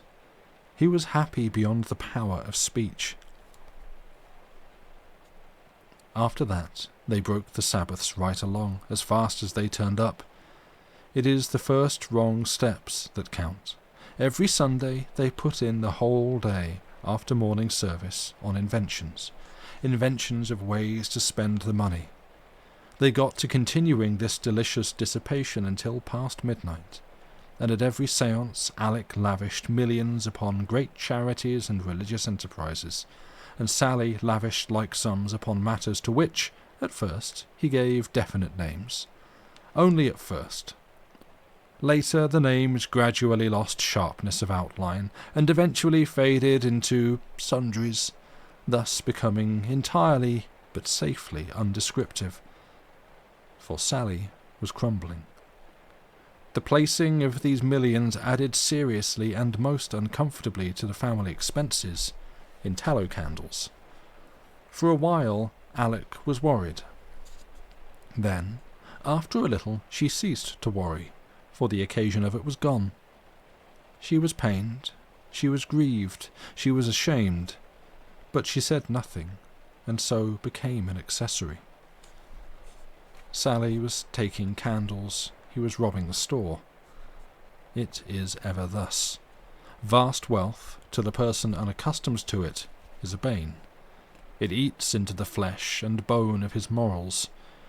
When the Fosters were poor, they could have been trusted with untold candles, but now they... But let us not dwell upon it. From candles to apples is but a step. Sally got to taking apples, then soap, then maple sugar, then canned goods, then crockery. How easy it is to go from bad to worse when once we have started upon a downward course. Meantime, other effects had been milestoning the course of the Fosters' splendid financial march. The fictitious brick dwelling had given place to an imaginary granite one with a checkerboard mansard roof. In time this one disappeared and gave place to a still grander home, and so on, and so on. Mansion after mansion, made of air, rose higher, broader, finer, and each in its turn vanished away. Until now, in these latter great days, our dreamers were fancy housed, in a distant region, in a sumptuous, vast palace which looks out from a leafy summit upon a noble prospect of vale and river and receding hills steeped in tinted mists. And all private, all the property of the dreamers. A palace swarming with liveried servants, and populous with guests of fame and power, hailing from all the world's capitals, foreign and domestic. This place was far, far away toward the rising sun, immeasurably remote, astronomically remote, in Newport, Rhode Island, holy land of high society, ineffable domain of the American aristocracy. As a rule, they spent a part of every Sabbath, after morning service, in this sumptuous home. The rest of it they spent in Europe, or in dawdling around in their private yacht. 6 days of sordid and plodding fact life at home on the ragged edge of lakeside and straitened means, the 7th in fairyland. Such had become their programme and their habit. In their sternly restricted fact life they remained as of old, plodding, diligent, careful, practical, economical. They stuck loyally to the little Presbyterian church, and laboured faithfully in its interests, and stood by its high and tough doctrines with all their mental and spiritual energies. But in their dream life they obeyed the invitations of their fancies, whatever they might be, and howsoever the fancies might change. Alec's fancies were not very capricious, and not frequent, but Sally's scattered a good deal. Alec, in her dream life, went over to the Episcopal camp, on account of its large official titles. Next she became High Church on account of the candles and shows, and next she naturally changed to Rome, where there were cardinals and more candles. But these excursions were as nothing to Sally's. His dream life was a glowing and continuous and persistent excitement, and he kept every part of it fresh and sparkling by frequent changes, the religious part along with the rest. He worked his religions hard, and changed them with his shirt. The liberal spendings of the Fosters upon their fancies began early in their prosperities, and grew in prodigality step by step with their advancing fortunes. In time they became truly enormous. Alec built a university or two per Sunday, also a hospital or two, also a Rowton hotel or so, also a batch of churches, now and then a cathedral, and once, with untimely and ill-chosen playfulness, Sally said, "It was a cold day when she didn't ship a cargo of missionaries to persuade unreflecting Chinese to trade off 24-carat Confucianism for counterfeit Christianity." This rude and unfeeling language hurt Alec to the heart, and she went from the presence crying. That spectacle went to his own heart, and in his pain and shame he would have given worlds to have those unkind words back. She had uttered no syllable of reproach, and that cut him. Not one suggestion that he look at his own record, and she could have made, oh, so many, and such blistering ones. Her generous silence brought a swift revenge, for it turned his thoughts upon himself. It summoned before him a spectral procession, a moving vision of his life as he had been leading it these past few years of limitless prosperity. And as he sat there, reviewing it, his cheeks burned and his soul was steeped in humiliation. Look at her life, how far it was, and tending ever upward. And look at his own. How frivolous, how charged with mean vanities, how selfish, how empty, how ignoble. And its trend, never upward, but downward, ever downward. He instituted comparisons between her record and his own. He had found fault with her, so he mused. He! And what could he say for himself? When she built her first church, what was he doing? Gathering other blasé multimillionaires into a poker club, defiling his own palace with it, losing hundreds of thousands to it at every sitting, and sillily vain of the admiring notoriety it made for him. When she was building her first university, what was he doing? Polluting himself with a gay and dissipated secret life in the company of other fast-bloods, multimillionaires in money and paupers in character. I'll do that again. Multimillionaires in money and paupers in character. When she was building her first foundling asylum, what was he doing? Alas! When she was projecting her noble society for the purifying of the sex, what was he doing? What indeed? When she and the WCTU and the women with the hatchet, moving with resistless march, were sweeping the fatal bottle from the land, what was he doing? Getting drunk 3 times a day. When she, builder of 100 cathedrals, was being gratefully welcomed and blessed in papal Rome, and decorated with the golden rose which she had so honourably earned, what was he doing? Breaking the bank at Monte Carlo. He stopped. He could go no farther. He could not bear the rest. He rose up, with a great resolution upon his lips. This secret life should be revealed and confessed. No longer would he live it clandestinely. He would go and tell her all. And that is what he did. He told her all, and wept upon her bosom, wept and moaned and begged her for forgiveness. It was a profound shock, and she staggered under the blow, but he was her own, the core of her heart, the blessing of her eyes, her all in all. She could deny him nothing, and she forgave him. She felt that he could never again be quite to her what he had been before. She knew that he could only repent and not reform. Yet, all morally defaced and decayed as he was he not her own, her very own, the idol of her deathless worship? She said she was his serf, his slave, and she opened her yearning heart and took him in.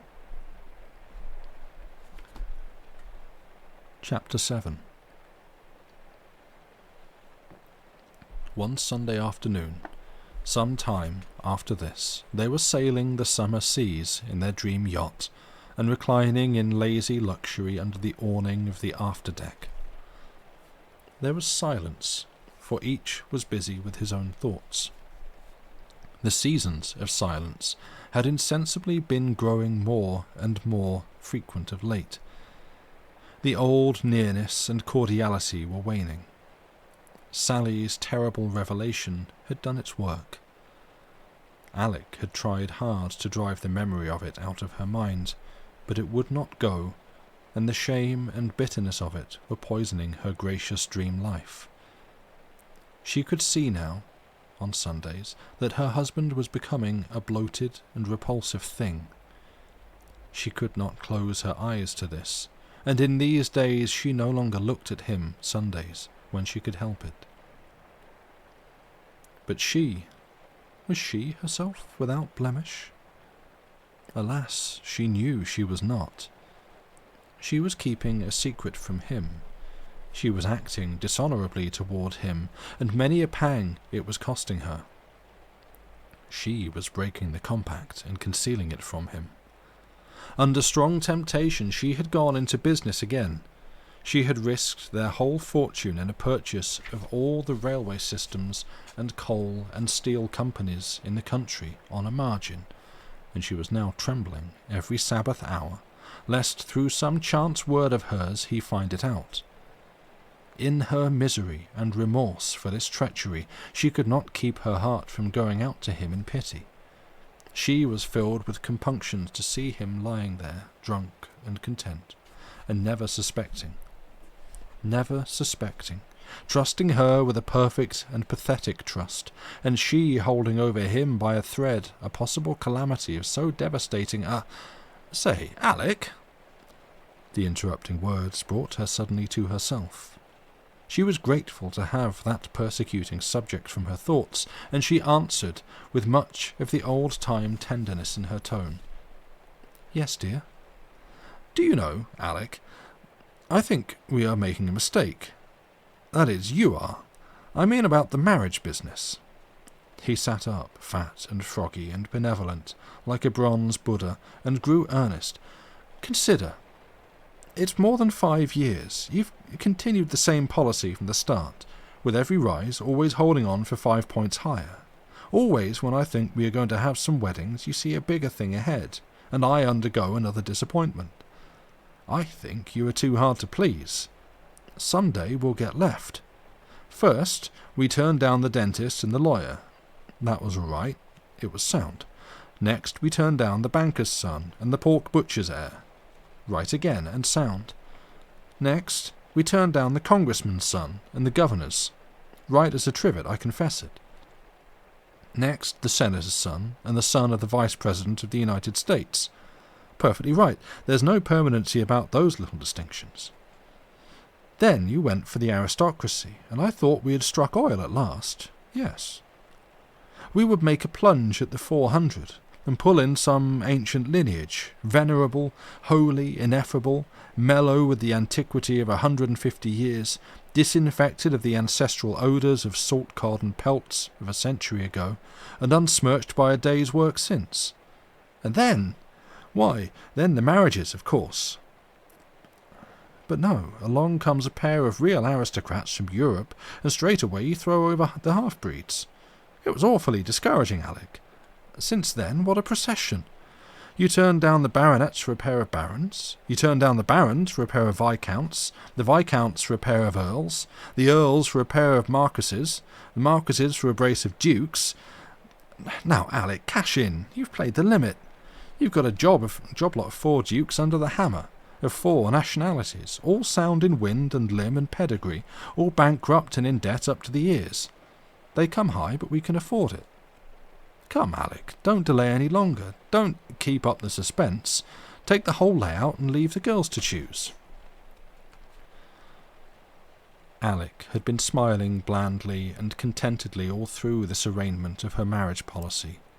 A pleasant light, as of triumph, with perhaps a nice surprise peeping out through it, rose in her eyes, and she said, as calmly as she could, "Sally, what would you say to royalty?" Prodigious! Poor man, it knocked him silly, and he fell over the garboard strake, and barked his shin on the catheads. He was dizzy for a moment. Then he gathered himself up and limped over and sat down by his wife and beamed his old-time admiration and affection upon her in floods and out of his bleary eyes. "By George," he said fervently, "Alec, you are great, the greatest woman in the whole earth. I can't ever learn the whole size of you. I can't ever learn the immeasurable deeps of you. Here I've been considering myself qualified to criticize your game. Why, if I had ever stopped to think, I'd have known you had a lone hand up your sleeve. Now, dear heart, I'm all red-hot impatience. Tell me about it." The flattered and happy woman put her lips to his ear and whispered a princely name. It made him catch his breath. It lit his face with exultation. "Land," he said. "It's a stunning catch. He's got a gambling hell and a graveyard and a bishop and a cathedral, all his very own, and all gilt-edged 500% stock, every detail of it, the tidiest little property in Europe. And that graveyard, it's the selectest in the world, none but suicides admitted, yes sir, and the free list suspended too, all the time. There isn't much land in the Principality, but there's enough. 800 acres in the graveyard and 42 outside. It's a sovereignty. And the main thing, land's nothing. There's plenty land. Sahara's drugged with it." Alec glowed. She was profoundly happy. She said, "Think of it, Sally. It is a family that has never married outside the royal and imperial houses of Europe. Our grandchildren will sit upon thrones." "True as you live, Alec.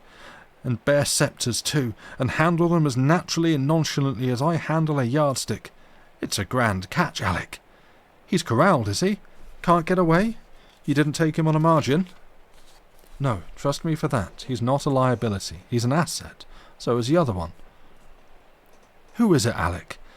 "His Royal Highness Sigismund Siegfried Leuenfeld Dinkelspiel Schwarzenberg Blutwurst, Hereditary Grand Duke of Katzenjammer." "No, you can't mean it." "It's as true as I'm sitting here. I give you my word," she answered. His cup was full, and he hugged her to his heart with rapture, saying, "How wonderful it all seems, and how beautiful! It's one of the oldest and noblest of the 364 ancient German principalities, and one of the few that was allowed to retain its royal estate when Bismarck got done trimming them. I know that farm. I've been there. It's got a rope walk and a candle factory and an army. Standing army. Infantry and cavalry. 3 soldiers and a horse. Alec, it's been a long wait and full of heartbreak and hope deferred, but God knows I am happy now. Happy and grateful to you, my own, who have done it all. When is it to be?" "Next Sunday." "Good. And we'll want to do these weddings up in the very regalist style that's going. It's properly due to the royal quality of the parties of the first part. Now, as I understand it, there is only one kind of marriage that is sacred to royalty, exclusive to royalty. It's the morganatic." "What do they call it that for, Sally?" "I don't know. But anyway, it's royal and royal only." "Then we will insist upon it. More, I will compel it. It is morganatic marriage or none." "That settles it," said Sally, rubbing his hands with delight. "And it will be the very first in America. Alec, it will make Newport sick." Then they fell silent, and drifted away upon their dream wings to the far regions of the earth to invite all the crowned heads and their families and provide gratis transportation for them. Chapter 8. During 3 days the couple walked upon air, with their heads in the clouds. They were but vaguely conscious of their surroundings. They saw all things dimly, as through a veil. They were steeped in dreams. Often they did not hear when they were spoken to. They often did not understand when they heard. They answered confusedly or at random. Sally sold molasses by weight, sugar by the yard, and furnished soap when asked for candles, and Alec put the cat in the wash and fed milk to the soiled linen. Everybody was stunned and amazed, and went about muttering, "What can be the matter with the Fosters?" 3 days. Then came events. Things had taken a happy turn, and for 48 hours Alec's imaginary corner had been booming. Up, up, still up. Cost point was passed. Still up, and up, and up. 5 points above cost, then 10, 15, 20. 20 points cold profit on the vast venture now, and Alec's imaginary brokers were shouting frantically by imaginary long distance, "Sell! Sell! For heaven's sake, sell!" She broke the splendid news to Sally, and he, too, said, "Sell! Sell! Oh, don't make a blunder now! You own the earth! Sell! Sell!" But she set her iron will and lashed it amidships, and said she would hold on for 5 points more if she died for it. It was a fatal resolve. The very next day came the historic crash, the record crash, the devastating crash when the bottom fell out of Wall Street, and the whole body of gilt-edged stocks dropped 95 points in 5 hours, and the multimillionaire was seen begging his bread in the Bowery. Alec sternly held her grip and put up as long as she could, but at last there came a call which she was powerless to meet, and her imaginary brokers sold her out. Then, and not till then, the man in her was vanished, and the woman in her resumed sway. She put her arms about her husband's neck and wept, saying, "I am to blame. Do not forgive me. I cannot bear it. We are paupers, and I am so miserable. The weddings will never come off. All that is past. We could not even buy the dentist now."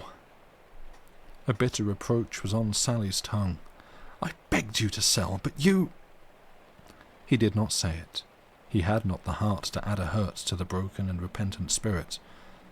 A nobler thought came to him, and he said, "Bear up, my Alec, all is not lost. You never really invested a penny of my uncle's bequest, but only its unmaterialized future. What we have lost was only the increment harvested from that future by your incomparable financial judgment and sagacity. Cheer up. Banish these griefs. We still have the 30,000 untouched, and with the experience which you have acquired, think what you will be able to do with it in a couple of years. The marriages are not off, they are only postponed."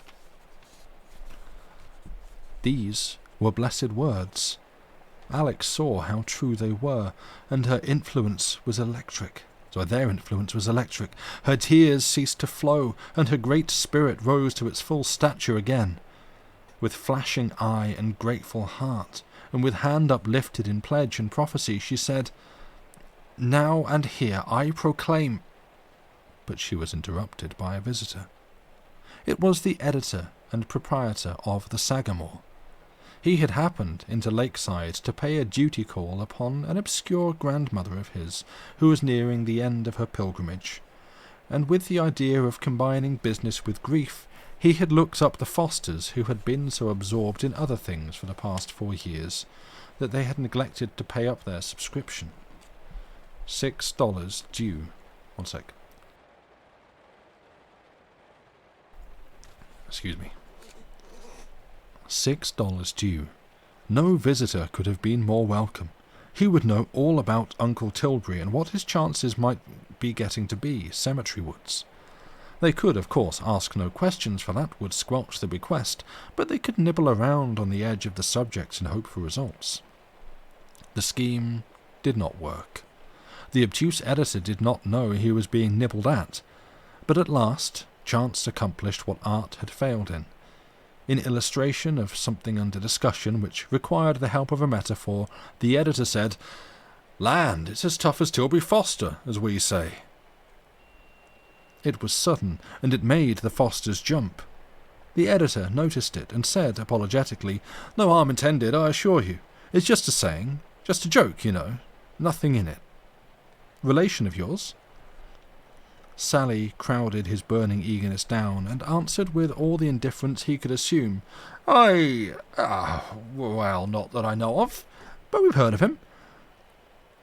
The editor was thankful and resumed his composure. Sally added, Is he...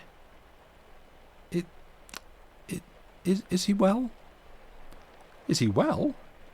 Why, bless you, he's in Sheol these 5 years. The Fosters were trembling with grief, though it felt like joy.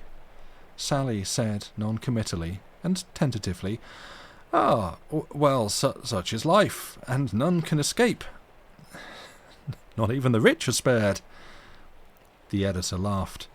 If you're including Tilbury, said he, it don't apply. He hadn't a cent. The town had to bury him. The Fosters sat petrified for 2 minutes, petrified and cold. Then, white-faced and weak-voiced, Sally asked, Is it true? Do you know it to be true? Well, I should say. I was one of the executors. He hadn't anything to leave but a wheelbarrow, and he left that to me. It hadn't any wheel and wasn't any good.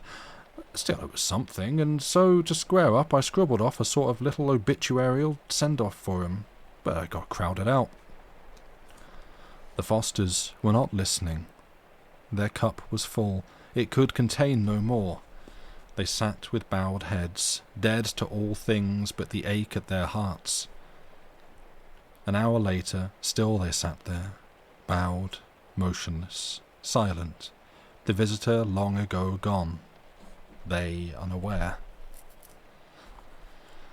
Then they stirred, and lifted their heads wearily, and gazed at each other wistfully, dreamily, dazed. Then presently began to twaddle to each other in a wandering and childish way.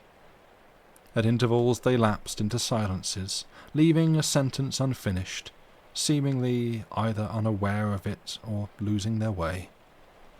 Sometimes, when they woke out of these silences, they had a dim and transient consciousness that something had happened to their minds. Then, with a dumb and yearning solicitude, they would softly caress each other's hands in mutual compassion and support, as if they would say, I am near you. I will not forsake you. We will bear it together. Somewhere there is release and forgetfulness. Somewhere there is a grave and peace. Be patient. It will not be long. They lived yet 2 years in mental night, always brooding, steeped in vague regrets and melancholy dreams, never speaking. Then release came to both on the same day. Toward the end the darkness lifted from Sally's ruined mind for a moment, and he said, Vast wealth, acquired by sudden and unwholesome means, is a snare. It did us no good. Transient were its feverish pleasures. Yet for its sake we threw away our sweet and simple and happy life. Let others take warning by us. He lay silent a while, with closed eyes. Then, as the chill of death crept upward toward his heart, and consciousness was fading from his brain, he muttered, Money had brought him misery, and he took his revenge upon us, who had done him no harm. He had his desire, with base and cunning calculation. He left us but 30,000, knowing we would try to increase it and ruin our life and break our hearts. Without added expense, he could have left us far above desire of increase, far above the temptation to speculate, and a kinder soul would have done it. But in him was no generous spirit, no pity, no... The end. Thank you for listening.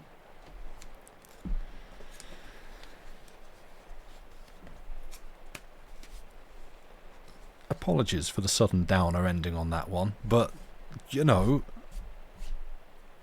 I think this was written towards the end of Mark Twain's life, and I think he was getting a little bit grim in his...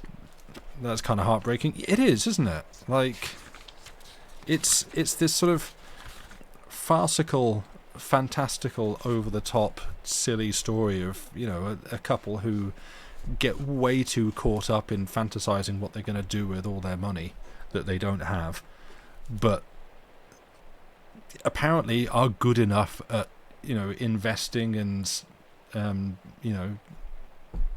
other things you do with money. I don't know. Someone with money, what do you do with it? Apparently good enough with it to succeed that much and earn that much back. And then it suddenly you get like the again the sort of the comedic reveal of, he died 5 years ago. What? Which is, that's the funny punchline. And then it's like, and then tragedy. It's the fact they're so fond of each other till the end. Yeah, like it's. And he's so supportive. Yeah, there's a lot in this one. It's not just a straightforward like farce comedy. There's some interesting and complex heart and soul in this one as well, and it's got some depth. I think it's very good. I think it's very sad. It's funny and silly, and then it's sad. That's life. But yeah. Morganatic, of a royal or noble family and a person of inferior rank, in which the rank of the inferior partner remains unchanged and the children of the marriage do not succeed to the titles, fiefs, or entailed property of the parents or of higher rank. Right. Then came events. You want that on a shirt? Yeah. It's there's a lot of good lines in this one. Also Thunder. Hey, hello, welcome in. Yeah. Where were we? You're expecting a worse ending, to be honest, as melancholy and sad, but not disastrous. Yeah, that's fair. I guess there's a lot of worse ways it could have gone. And yeah, again, like you've got what seems to be a theme, and I get the broad theme of the corrupting influence of too much wealth, and I feel like it's not just as straightforward as that. There is like a lot more. There's a lot more complexity to that observation than just like having money or the temptation of vast wealth corrupts a person. I think under more scrutiny there are more facets to that than just a straightforward, money bad. Because these are clearly stories about people without money and so unused to wealth suddenly finding themselves with it, or the prospect of having a lot of it. I'm talking about like this and The Man That Corrupted Hadleyburg, and what was some of them? There's been a few others, and now I have to go back to the index.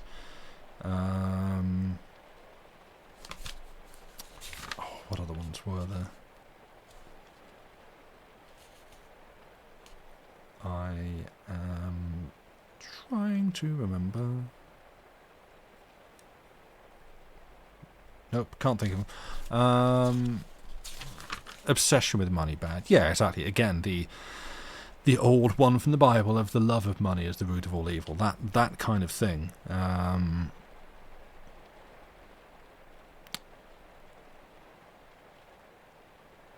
No, there's others, and I can't think which one it is. Twain seems fond of the theme. Yeah, it feels more like a obsession with doing the right thing with money.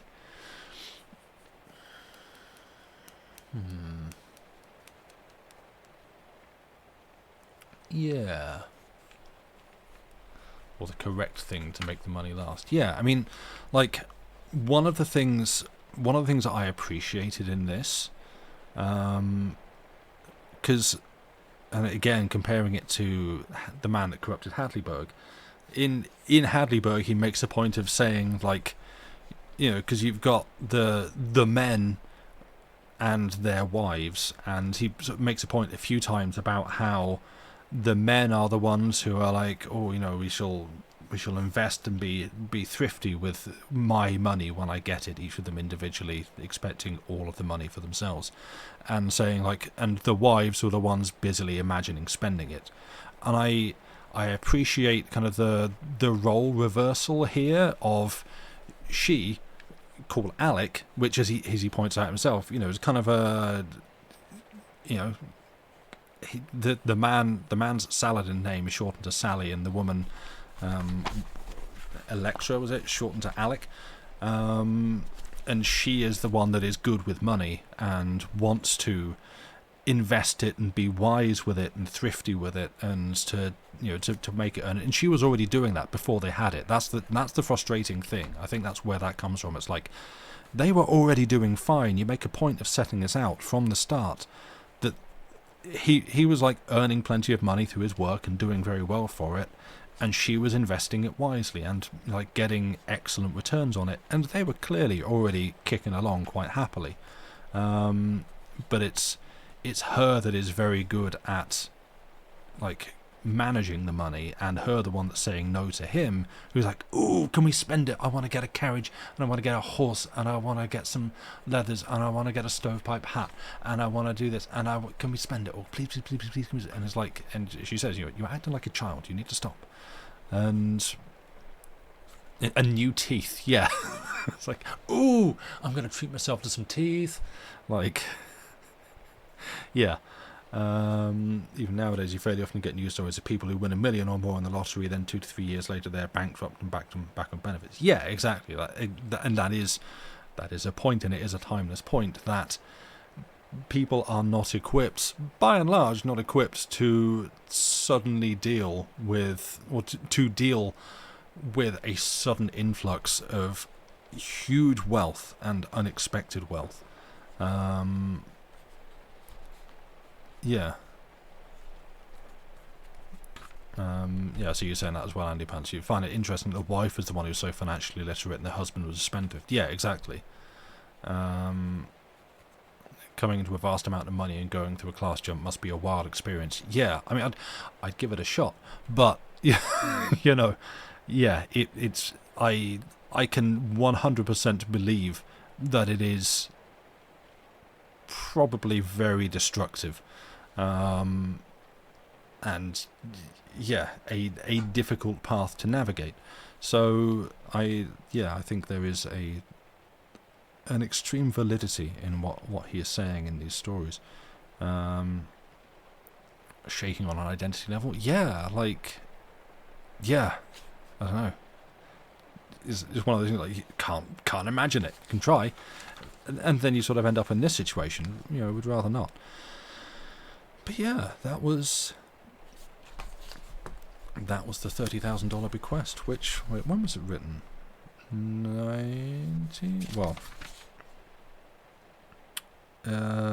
Interestingly, 1904. Because I thought it was interesting actually that like he talks about her making all these investments and risking it all, and then the Wall Street crash happened, and I was like, oh right. The Wall Street crash, was me not being entirely familiar with my stock market history. Was there a big crash that happened during Twain's time, or was this just kind of a small Simpsons-esque accurate prediction for the impending Wall Street crash that would happen about 20-some years later? Because that's... Yeah, I was just reading that thinking, oh yeah, he must be talking about that. No, he's not, because that hadn't happened in his lifetime. There were several crashes of varying severity in the later 19th century. Fair enough. Panic of 1907. That's the thing. I would have covered that in like GCSE history, I think, and that's a long time ago now. And I never paid too much attention in history, which is why I went and did it for A-level and then stopped doing it for A-levels. Was there another bit that I wanted to talk about? I don't know. I like the whole bit where just like at the end, like before it builds up to kind of a very comic.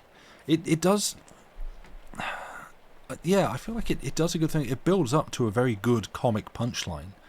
Of you've got this whole escalation of their fantasy, and it builds up and up and all the way up, and then just by chance they run into the editor of the Sagamore. Yeah, it's like, yeah, now and here I proclaim, but she was interrupted by a visitor. It was the editor and proprietor of the Sagamore. He happened into Lakeside to pay a duty call upon an obscure grandmother of his who was nearing the end of her pilgrimage. A funny way to put that.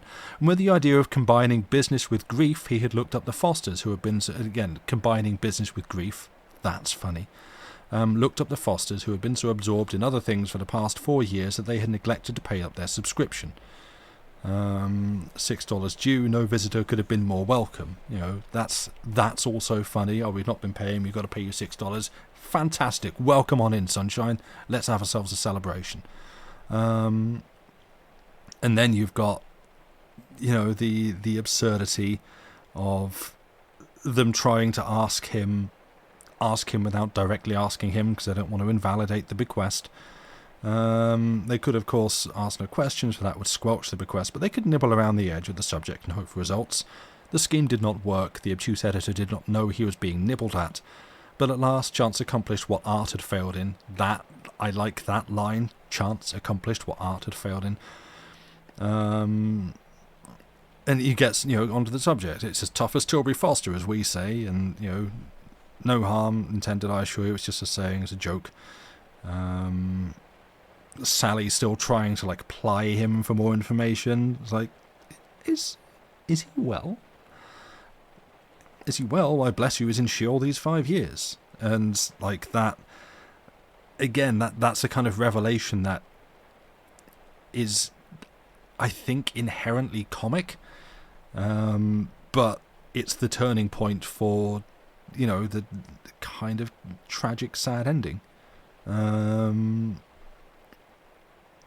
You know, such is life, none can escape, not even the rich are spared.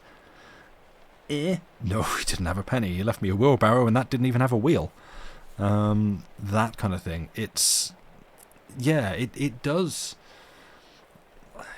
I feel like it does the good thing of making something very funny and then just slamming it headfirst into sad, which, you know, it's an effective tool.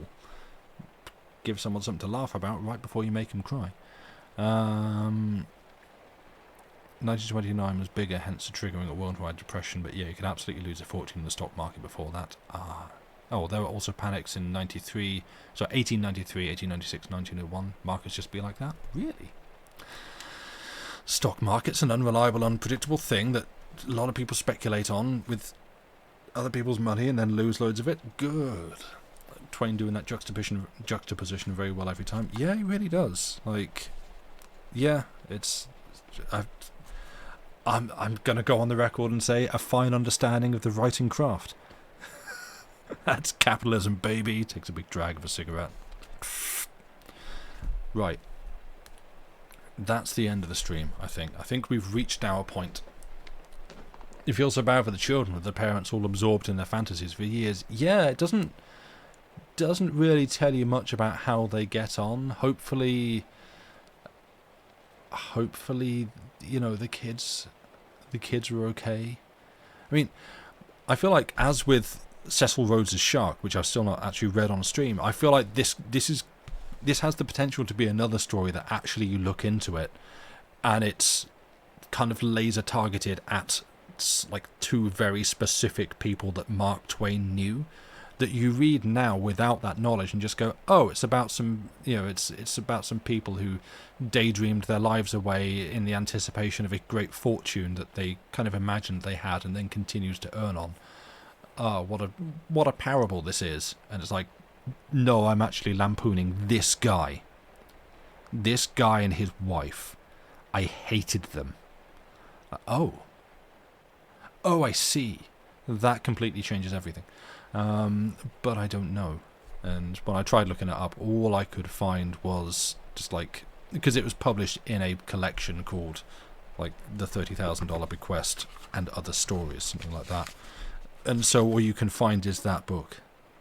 But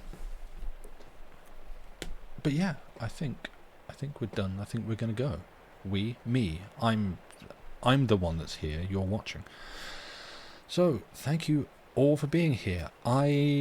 Lucy's not around on Wednesday, so I don't imagine there will be a Wednesday stream here. There is a possibility I might stream something. I'm hoping to continue doing more streams on Longest John's, which would be nice. You're not here for a couple of weeks. Nope, no, you are off gallivanting across Europe. One specific part of Eastern Europe, but you know, you got to go across the rest of it to get there. Thanks for stream. Was an intense one. Yeah, it was. But yeah, you're welcome. I hope everyone has a good evening. So yeah, won't be back on Wednesday, but I might keep an eye on the Longest John's channel, twitch.tv/LongestJohnsGaming, where I shall be doing things hopefully this week. I'm not fully planned out with specific ideas. Basically, there's a lot of things that I want to play in stream, such as, for instance, the Night Springs DLC expansion for Alan Wake 2, which just dropped the other day, and I would like to play that. And there is the Elden Ring Shadows of the Nerd Tree expansion, which comes out at like 11 PM on Thursday night, so maybe Thursday or Friday, and I want to see if I can rope JD into that, which might be possible, might not, I don't know, we shall see. And many other things. So yeah, keep an eye over there. I shall be trying to do things over there. And then next Saturday, as I was saying at the start of the stream, there is a possibility that I might be called in to read some bedtime stories for Dave, as he is doing, I think it's next Saturday. Is it next Saturday? Doing his, is it charity stream? Or his 24-hour stream. I think it might be charity, I'm not sure. Don't quote me on that one. He may flag and get tired. A week from today, yeah. So I might be dropping in to read. If I do anything from this, it will be The Stolen White Elephant, which I enjoyed a lot. And I think people here enjoyed a lot as well. Charitable animal adoptions will be involved. Sick. So yeah, I might be reading there, and then I will try and do something on Saturday evening back here. So that is all the things that is happening next week. But for now, I think because I might have done this last year maybe as well, let's raid over to Loading Ready Run, where Ian is doing a 24-hour Le Mans race in Assetto Corsa. He is a lovely guy. Loading Ready Run are very good people. Lucy and I love them a lot. And yeah, it's less chill than here, but it's not exactly like a full hype energy stream. So, and you know, you're doing long distance racing, so it's not exactly high energy. And Ian is unhinged in the best way. Yeah. It's silly. It's a good time. They're fun, good people. So I'm gonna kick you all that way, and thank you all for being here. Your Oxford friends are a good fan of theirs, then I am a huge fan of your Oxford friends. They have good taste. Excellent. But yeah, you're gonna go there, I will be there too. I'm gonna say good night, and we'll see you on the next one, whichever stream that may be. Thank you all for being here. You've been a wonderful audience. Goodbye and good night.